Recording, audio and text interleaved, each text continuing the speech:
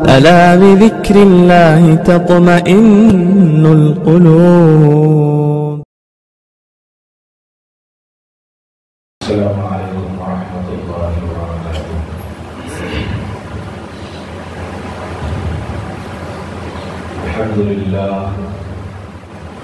الحمد لله وحده والصلاة والسلام على من لا نبي بعده. فأعوذ بالله من الشيطان الرجيم. بسم الله الرحمن الرحيم. يا أيها الذين آمنوا توبوا إلى الله توبة نصوحا. صدق الله مولانا العظيم وصدق رسوله النبي الكريم وعلى آله وأصحابه أجمعين والحمد لله رب العالمين. محترم حضرات، جس طرح رمضان المبارک کو دوسرے مہینوں کے مقابلے میں اللہ تعالیٰ نے فضیلت عطا فرمائی ہے، اسی طرح اللہ تعالیٰ نے رمضان المبارک میں آخری عشرے کو پہلے عشروں سے زیادہ بہتر بنایا ہے، اور اس لیے بہتر بنایا ہے کہ اللہ تعالیٰ نے اس میں شب قدر کو اسی عشرے کے اندر چھپا دیا ہے۔ اسی لیے اللہ کے نبی صلی اللہ تعالی علیہ وسلم اس ماہ میں اور خصوصاً اس عشرے کے اندر عبادت زیادہ فرمایا کرتے تھے۔ حضرت اماں عائشہ صدیقہ رضی اللہ تعالی عنہ فرمایا کرتی تھی کہ رمضان المبارک میں اللہ کے نبی اپنے بستر کو لپیٹ دیا کرتے تھے، اور پھر فرماتی تھی کہ جب آخری عشرہ آتا تھا تو قبر کس لیا کرتے تھے۔ قبر کسنے سے مراد یہ تھی کہ مستقل تیار رہا کرتے تھے، خود بھی عبادت کیا کرتے، رات کو قیام فرماتے اور اپنے گھر والوں کو بھی جگاتے تھے اور اپنے گھر والوں کو بھی عبادت کرنے کے لیے فرمایا کرتے تھے اور ترغیب دیا کرتے تھے۔ اس لیے کہ یہ عشرہ آخری عشرہ جو ہے جہاں جہنم سے چھٹکارے کا عشرہ ہے، جب انسان اس عشرے کے اندر عبادت کرتا ہے اور توبہ کرتا ہے تو اللہ تعالیٰ اس کو 3 انعامات عطا فرماتے ہیں۔ حضرت عبداللہ بن عباس رضی اللہ تعالیٰ عنہ فرماتے ہیں کہ رسول اللہ صلی اللہ علیہ وسلم نے ارشاد فرمایا کہ جب انسان توبہ کرتا ہے تو توبہ کرنے والے جب اپنی قبروں سے اٹھیں گے تو ان کے سامنے کستوری کی خوشبو پھوٹے گی۔ اللہ اکبر! فرمایا کہ کستوری کی خوشبو پھوٹے گی، یہ جنت کے دسترخوان پر اس سے تناول کریں گے اور عرش کے سائے میں رہیں گے، جبکہ بہت سے لوگ حساب کتاب کی سختی میں مبتلا ہوں گے۔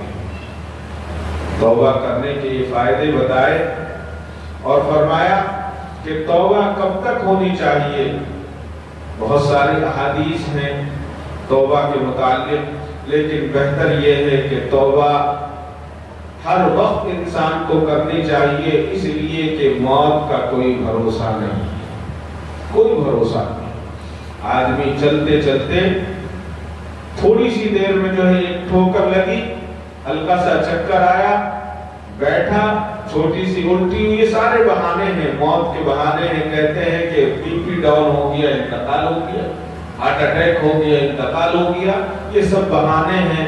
اور کسی کا کیسے موت واقع ہوگی، کس طرح سے ہوگی، کب ہوگی اور کہاں ہوگی ہم جانتے نہیں جانتے۔ انسان نے جو ہے 100 برس کا انتظام کر رکھا ہے، لیکن یہ تو اللہ ہی کو معلوم ہے کہ کتنے دن اس کو جینا ہے اور کتنے دن کب اس کو مرنا ہے۔ بہت مشہور جو ہے گائیکار تھا جو انگریزی گانے گایا کرتا تھا، ہم سب جانتے ہیں، نام یہاں لینا مناسب نہیں۔ اس نے 250 آپریشن کروائے تھے اپنے، 250 آپریشن، اور اس کے ساتھ جو ہے ہر وقت اس کی سوانے میں لکھا ہے کہ 80 سے 100 ڈاکٹر اس کے ہمیشہ ساتھ رہا کرتے تھے، اور اس کا کہنا تھا کہ مجھے 150 سال زندہ رہنا ہے۔ اسی حساب سے اس کو ڈائٹ دی جاتی تھی، کبھی فلاں وقت میں ایک بسکٹ دیا جا رہا ہے، فلاں وقت میں اتنی چائے دی جا رہی ہے، فلاں وقت میں اتنا دیا جا رہا ہے. کروڑ روپیہ سالانہ اس پر خرچ ہوتا تھا. لیکن کیا ہوا؟ جب موت آئی تو سارے ڈاکٹر رکھے رہ گئے، ساری حکمتیں رکھی رہ گئی، سارے آپریشن، کوئی آپریشن کسی کام نہیں آیا. اور جب موت آئی تو اپنا چلنا پڑا کہ جب کہا کہ چل تو چل دیا، کیا کر سکتا. یہ موت ہے. انسان آج اپنے آپ کو مینٹین کرنے میں لگا ہوا ہے. ہر شخص کو، میں بھی اس میں شامل ہوں، آپ بھی اس میں شامل ہیں، ہم ہر وقت اپنے آپ کو مینٹین کر رہے ہیں کہیں ہمارا وزن نہ بڑھ جائے. اللہ تعالیٰ نے وزن کو کم کرنے کے لیے اور پورے جسم کی گندگی کو صاف کرنے کے لیے، جہاں جسمانی گندگی بھی دور ہوگی اور روحانی بھی گندگی دور ہوگی، اللہ نے مسلمانوں کو رمضان عطا فرمایا. اس رمضان مبارک میں انسان کا جسم تر و تازہ ہو جاتا ہے. لیکن حقیقت تو الٹی ہو گئی ہے. اب تو معاملہ دوسرا ہے. جب رمضان آتا ہے تو ہمارے وزن بڑھ جاتے ہیں، گھٹتے نہیں ہیں. اس لیے کہ جیسا میں نے گزشتہ جمعہ عرض کیا تھا کہ سحری میں تو ہم اس لیے کھاتے ہیں کہ شام تک ہمیں بھوکا رہنا ہے، اور پھر افطار میں اس لیے دبا کر کھاتے ہیں کہ صبح سے شام تک بھوکے ہیں. روزے کا مقصد ہی یہ ہے کہ نفس کو کمزور کیا جائے، نفس ہمارا کمزور ہو، ہمارے چہروں سے پتہ لگے کہ یہ روزے سے ہے، گناہ کی طرف مائل نہ ہو اور گناہ کی طرف نہ جائے، اور ہر وقت اللہ کا خوف اور اللہ کا ڈر جو ہے وہ دل کے اندر طاری ہو، اور آدمی کو محسوس ہوتا رہے کہ اللہ تعالیٰ نے مجھے جو کام اور جو احکام دیے اس احکام پر عمل کرو. یہ عشرہ خصوصاً اللہ تبارک و تعالیٰ نے مومنین کے لیے بہترین عشرہ بنایا ہے اور توبہ کے لیے بنایا ہے. نبی کریم صلی اللہ تعالی علیہ وسلم نے ارشاد فرمایا، جب مسلمان دعا کرتا ہے بشرطے کہ قطع رحمی یا کسی گناہ کی دعا نہ کرے، تو حق تعالیٰ اس کے یہاں 3 چیزوں میں سے ایک چیز اس کو ضرور عطا فرماتے ہیں. اور فرمایا یا تو وہ خود چیز ملتی ہے جس کی دعا یا اس کے بدلے میں کوئی برائی اور مصیبت ہٹا دی جاتی ہے. آج ہم لوگ دعا کرتے ہیں اور وہ ملتی نہیں ہے ہمیں، تو ہم دل میں سوچتے ہیں کہ ہم نے دعا کی اور ملی نہیں ہے. ہر شخص یہ سوچتا ہے کہ اپنے آپ کو ہم یہ سمجھتے ہیں کہ ہم غوث اعظم ہیں، ادھر دعا کریں اور ادھر ہماری دعا قبول ہو جائے. اللہ تعالیٰ کے نبی فرماتے ہیں کہ اگر تمہاری دعا قبول نہیں ہوئی تو سمجھ لو اللہ تعالیٰ نے کسی مصیبت کو تم سے ہٹا دیا ہے. اس سے بڑی اور کیا بات ہو سکتی. اور دعا بھی ہم ایسی مانگتے ہیں، عجیب و غریب دعائیں مانگتے ہیں. ایک صاحب سے میری ملاقات ہوئی ساؤتھ افریقہ میں، بہت اچھی بات ہوئی، بڑے اچھی شخصیت تھی وہاں کی. تو اس کے بعد ایک صاحب سے اور ہوئی تو ان کا ذکر آیا تو وہ کہنے لگے کہ آپ ان سے میرا نام بتاتے وہ پہچان جاتے ہیں. میں نے کہا بھائی مجھے کیا پتا آپ کے ان کے تعلقات ہیں. تو انہوں نے بڑی دلچسپ بات بتائی دعا کے متعلق. کہنے لگے کہ میں عمرے کے لیے مکہ گیا ہوا تھا.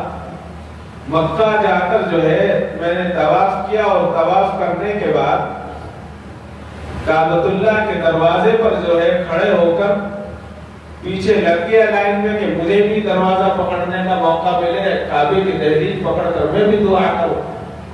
تو اتنے میں نے دیکھا کہ میرے سامنے وہی صاحب جن کے تعلق سے میں بتا رہا ہوں، وہ صاحب کھڑے ہوئے ہیں. قد ان کا تھوڑا چھوٹا تھا، بڑی مشکل سے وہ جو ہے کعبۃ اللہ کے دہلیز کو ہاتھ لگا کر دعا کر رہے ہیں زور زور سے. اور کیا دعا کر رہے ہیں؟ بڑی عجیب دعا. کہہ رہے ہیں کہ اے اللہ مجھے پلین عطا فرما، یعنی ہوائی جہاز عطا فرما. یہ دعا کر رہے ہیں کھڑے ہو کر. تو اتفاق سے ان کی نظر پیچھے پڑی. تو جب پیچھے نظر پڑی تو ان کا نام قاسم صاحب تھا. کہنے لگے قاسم تم بھی آ گئے ہو؟ کہ جی ہاں میں بھی آ گیا ہوں. کہا کہ میں تو دعا کر رہا ہوں، ایسا کرو کہ میں تو دعا کر رہا ہوں تم بھی آمین کہو. انہوں نے کہا کہ مجھے کیا فائدہ ہوگا آمین کہنے سے؟ تمہاری پلین تمہیں ملے گا، آمین میں کہوں مجھے کیا فائدہ ہوگا؟ انہوں نے کہا بھائی دعا تو میں اپنے لیے کر رہا ہوں، تم بھی کچھ لے لینا۔ انہوں نے کہا کہ اگر 2 سیٹ مجھے دو گے تو میں آمین کہتا ہوں۔ انہوں نے کہا کہ اچھا ٹھیک ہے۔ تو جب بھی ان کی اب ملاقات ہوتی تو وہ کہتے کیا ہوا پلین کا؟ انہوں کا ابھی نہیں آیا، جب آئے گا تو 2 سیٹ تمہاری بھی بک رہی۔ ہم دعائیں مانگتے ہیں، ایسی دعا مانگتے ہیں جس کا کوئی سر پیر نہیں ہوتا۔ اللہ تعالیٰ تو دینے والے ہیں، پلین کے اللہ تعالیٰ جیٹ بھی دے سکتے ہیں، لیکن مانگنے کا ایک طریقہ ہوتا ہے، اور اگر ہمارے اندر اتنی طاقت ہے کہ ہم اس کو سنبھال سکتے ہیں تو اللہ تعالیٰ ضرور عطا فرمائیں گے، اس کے یہاں کوئی کمی نہیں ہے۔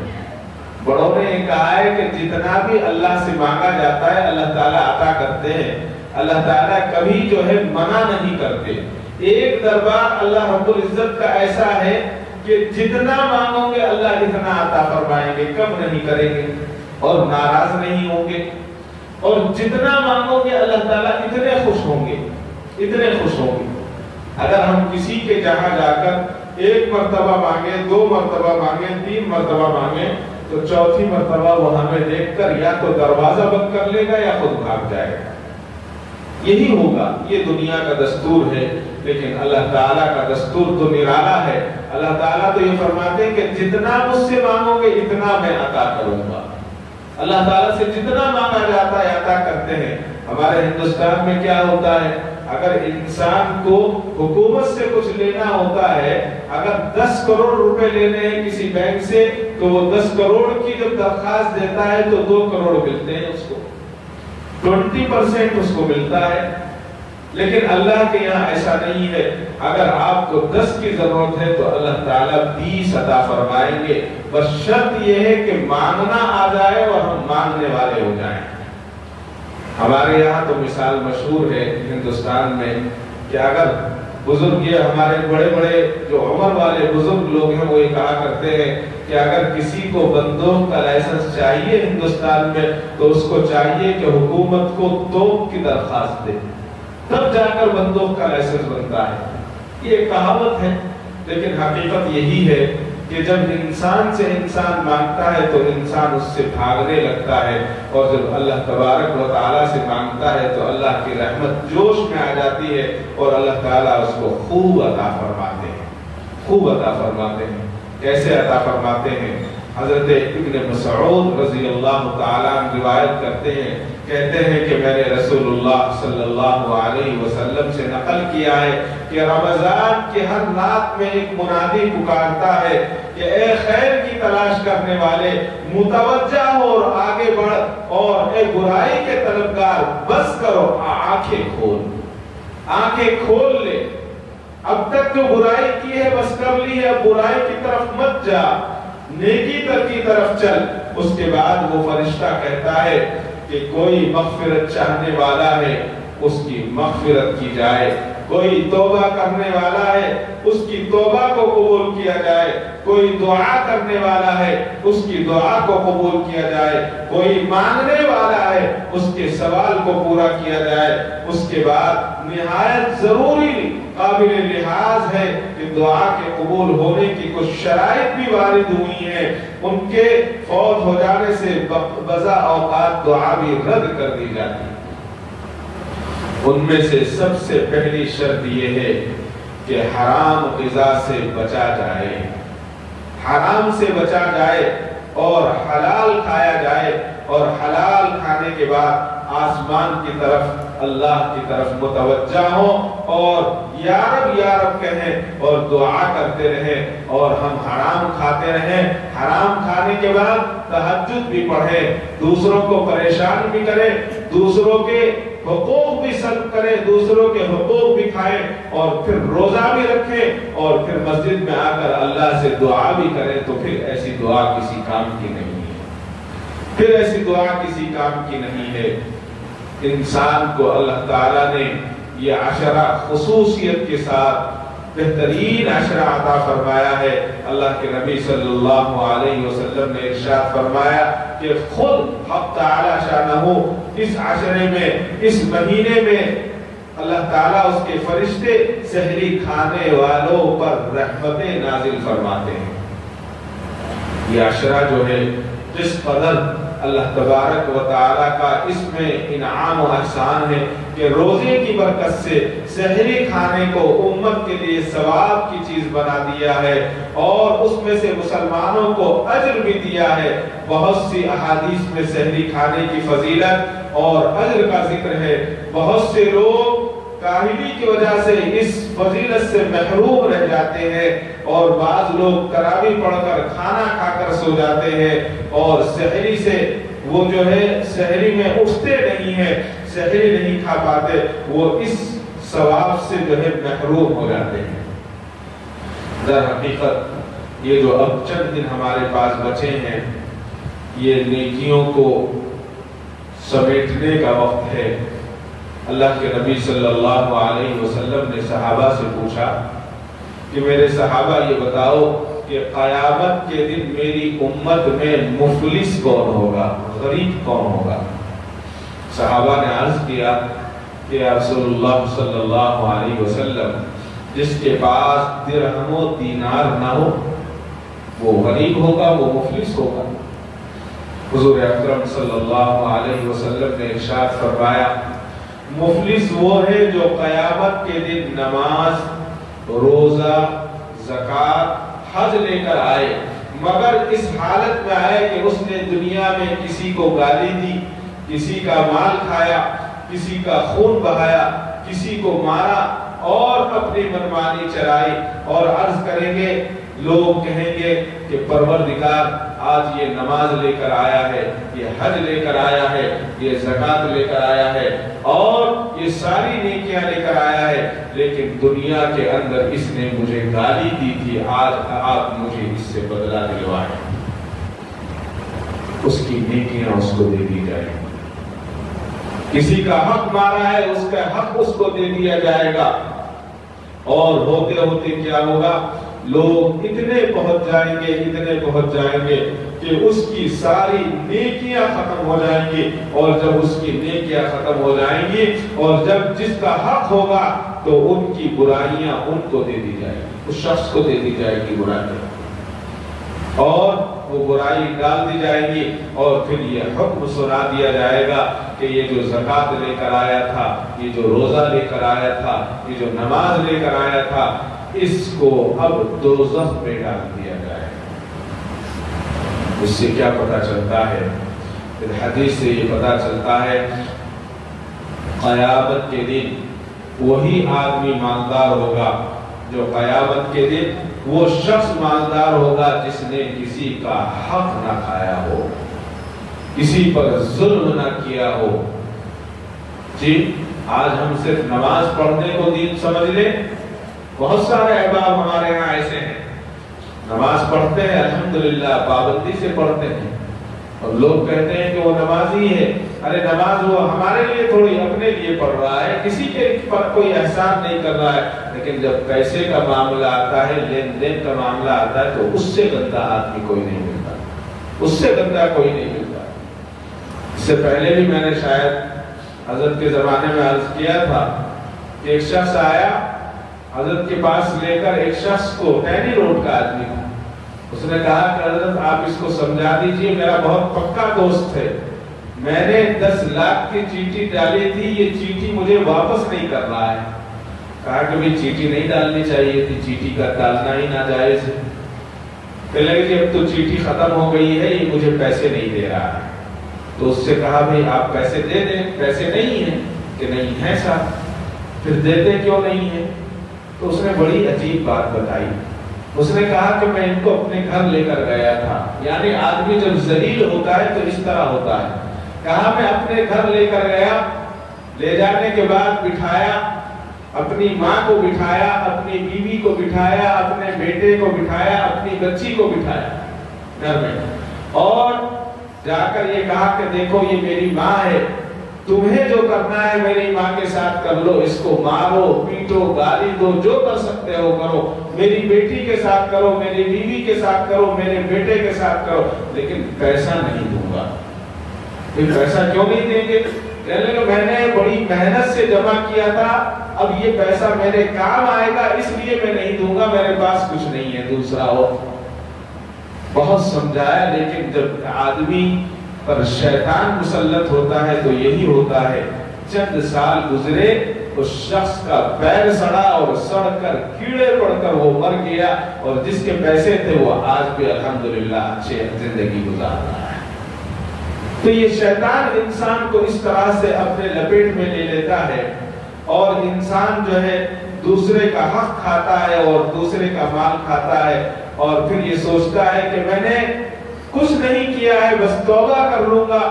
کسی کا مال کھا کر صرف توبہ کرنے سے مال کا کسی کا حق ادا نہیں ہوتا، بلکہ ہمیں اسلام یہ سکھاتا ہے کہ جہاں حقوق اللہ ہمیں ادا کرنے ہیں، حقوق اللہ کے ساتھ ہمیں حقوق العباد بھی ادا کرنے ہوں گے۔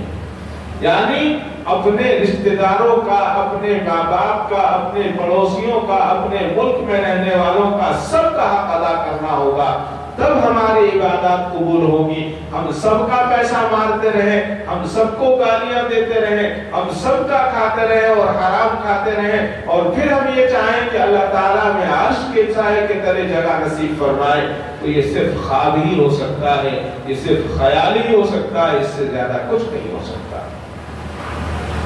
اللہ کے نبی صلی اللہ علیہ وسلم نے ارشاد فرمایا کہ رمضان المبارک میں کسی مسکین کو صدقہ کر دے، اس کے لیے اس قدر ثواب ہے گویا اس نے دنیا کی تمام چیزیں صدقہ کر دی ہیں۔ اور فرمایا جو رمضان مبارک میں ایک رکعت نماز پڑھے اس کو اس قدر ثواب ملے گا جتنا غیر رمضان مبارک میں 2 لاکھ رکعت نماز پڑھنے پر ملتا ہے، اور جو رمضان مبارک میں ایک مرتبہ سبحان اللہ کہے اس کو اس قدر ثواب ملے گا جتنا کہ غیر رمضان میں ایک مرتبہ سبحان اللہ کہنے پر ثواب ملتا ہے۔ جو رمضان مبارک میں کسی ننگے کو کپڑا پہنا دے تو قیامت کے دن تمام مخلوق کے سامنے اللہ تعالیٰ اس کو 60 لاکھ جنتی جوڑے پہنائیں گے۔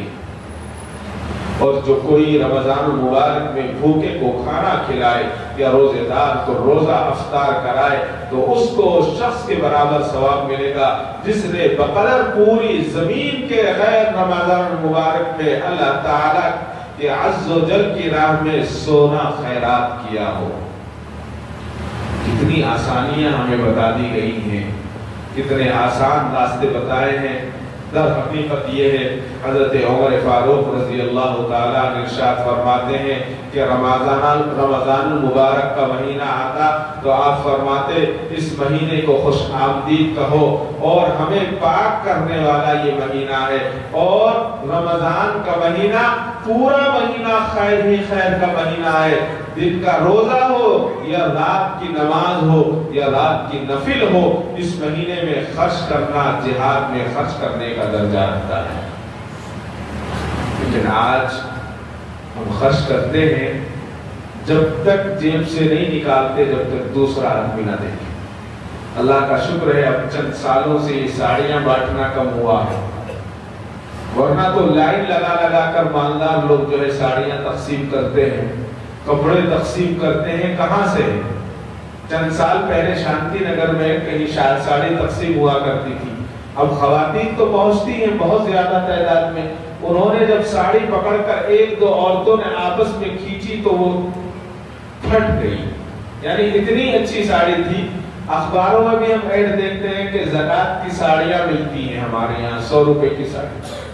اللہ اکبر، اللہ کے راستے میں تو سب سے بہترین مال خرچ کرنا ہے، اور یہاں سب سے گھٹیا مال دیا جاتا ہے۔ جب ان خواتین نے دیکھا کہ یہ تو ساڑی بالکل بیکار ہے تو سب نے جس کو ساڑی ملی تھی پھاڑ پھاڑ کر اس کے گھر کے سامنے ڈال دی اور بڑی بے عزتی ہوئی۔ یہ انسان جو ہے شیطان کے چنگل میں آ جاتا ہے، اور انسان یہ چاہتا ہے کہ دنیا میں بھی واہوائی ہو اور پھر اس کا آخرت میں بھی اجر ملے۔ ایک ہی جگہ اجر مل سکتا ہے، یا تو دنیا میں اجر لے لو یا آخرت میں اجر لے لو۔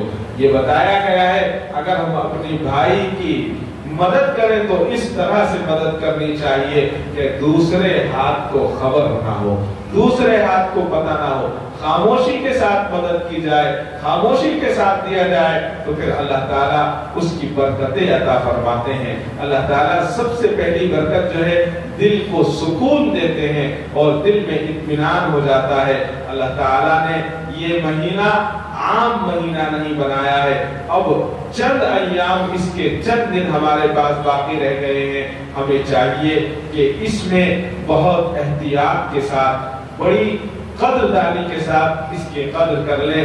حضرت عبد الرحمن بن صفوی رحمت اللہ علیہ نے ایک طویل حدیث نقل کی ہے جس میں سرکار مدینہ صلی اللہ تعالی علیہ وسلم کا ارشاد نقل کیا ہے کہ جو شخص رمضان المبارک میں کسی مجلس ذکر میں شرکت کرتا ہے، اللہ تعالیٰ اس کے ہر قدم کے بدلے ایک سال کا عبادت عطا فرماتے ہیں، اور قیامت کے دن وہ عرش کے سائے میں ہوگا، اور رمضان المبارک میں نماز جماعت کی پابندی کرنے والا اللہ تعالیٰ اس خوش نصیب کو ہر رکعت کے عوض نور کا ایک شہر عطا فرمائیں گے۔ دنیا کے اندر ایک سائیڈ لینے کے لیے پوری زندگی گزر جاتی ہے، ایک چھوٹی سی انسان سائیڈ نہیں خرید پاتا، لیکن اللہ تعالیٰ نور کے شہر عطا فرمائیں گے ایک رکعت کے بدلے۔ اور فرمایا رمضان کے مہینے میں خصوصاً نوجوانوں کے لیے اپنے والدین کے لیے احسان کریں، ان کے ساتھ نرمی کا معاملہ کریں، ان کو محبت کی نگاہ سے دیکھیں، اور پھر فرمایا جو رمضان المبارک میں کسی مسلمان کی حاجت کو پوری کرتا ہے، اللہ تعالیٰ اس کی 10 لاکھ حاجتیں پوری کرتا ہے۔ اب جیسا کہ میں نے ابھی آپ کے سامنے عرض کیا کہ ہمیں دنیا میں نظر نہیں آتا کہ ہم نے تو یہ دعا مانگی، یہ دعا قبول کیوں نہیں ہوئی۔ اللہ تعالیٰ کے نبی ارشاد فرماتے ہیں کہ اللہ تعالیٰ تمہیں برائیوں سے روک لیتے ہیں، اور بہت ساری جو مصیبتیں آنے والی ہوتی ہیں اللہ تعالیٰ ان مصیبتوں کو اس شخص سے روک لیتے ہیں۔ یہ بھی تو انعام۔ چند دن باقی رہ گئے ہیں، ان کو اہمیت کے ساتھ ہم گزاریں۔ اللہ تعالیٰ عمل کی توفیق عطا فرمائے۔ وآخر دعوانا الحمدللہ رب العالمین۔